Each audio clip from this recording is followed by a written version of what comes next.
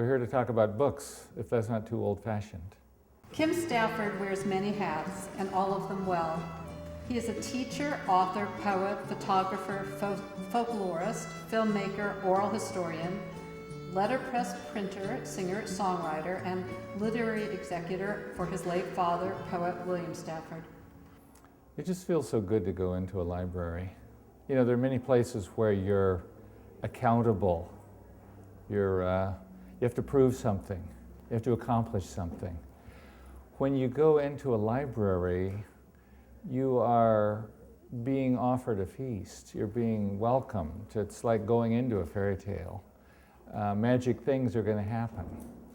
And you're in charge of all the enchantments of the castle, because you just have to open a book and there comes a story.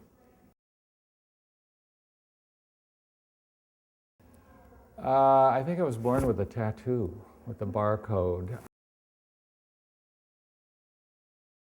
Lake Oswego, Clackamas County Library. But we would make the pilgrimage to the real library, the big one, the Central Library. Reading was, you know, akin to eating and breathing and having a glass of faucet juice, as my parents used to say, water. The nice thing about poems is they're short. You can have a sense of accomplishment in about as long as it takes to have lunch.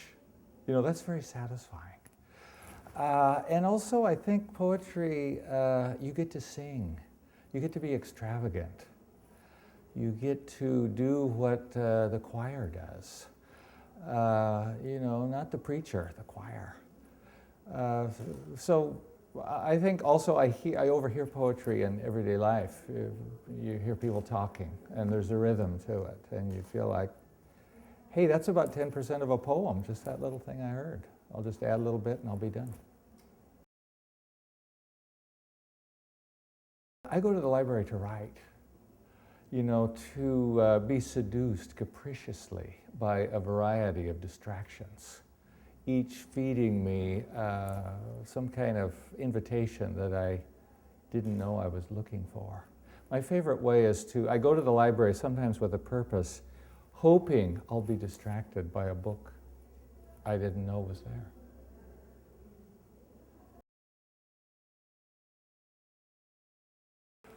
I've always liked green books, especially a deep moss green. Any book that has that jade color on the binding is sure to have something for me.